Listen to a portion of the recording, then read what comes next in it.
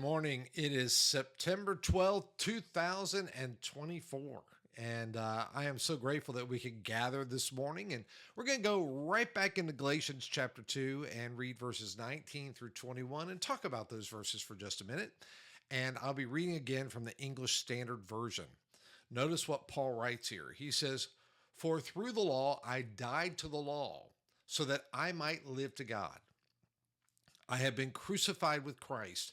It is no longer I who live, but it is Christ who lives in me.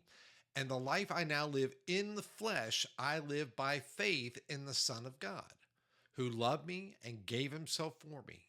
I do not nullify the grace of God, for if righteousness were through the law, then Christ died for no purpose." All right, Paul begins by explaining that through the law, he died to the law so that he might now live for God. You see, this death to the law does signify a break from its power and a break from its demands, allowing him to live a new life that's in Christ Jesus.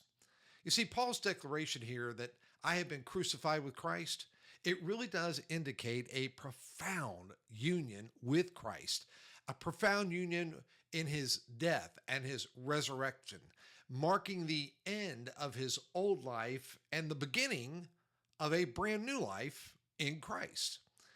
See, living by faith in the Son of God means that Christ is now the center and the source of Paul's life. This life that he's talking about is characterized by a deep, personal relationship with Jesus, who loved him and gave himself for him. You see, the emphasis on Christ's love and sacrifice really does underscore the motivation and the power that's behind Paul's new life. It's not about legalistic adherence to the law, but it's about change. It's about transformation. It's about a relationship with Jesus Christ. Now, Paul's statement, I love this statement where he says he does not nullify the grace of God.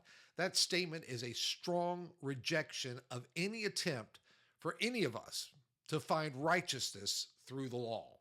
You see, if righteousness could be achieved by the law, then Paul says Christ's death was absolutely meaningless. And this affirmation here, it protects the integrity of the gospel and the sufficiency of Christ's sacrifice. And Paul's life and message are rooted in grace, not in human effort.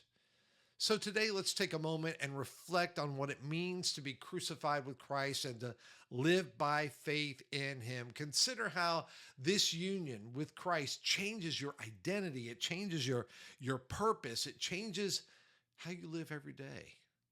Today, let the truth of Christ's love and sacrifice shape your actions and your attitudes, living out the reality that it is Christ who lives in you. So today, embrace the grace of God and the freedom that it brings, and understand that your righteousness is found in him alone. Have a wonderful day. I look forward to seeing you back here tomorrow. God bless.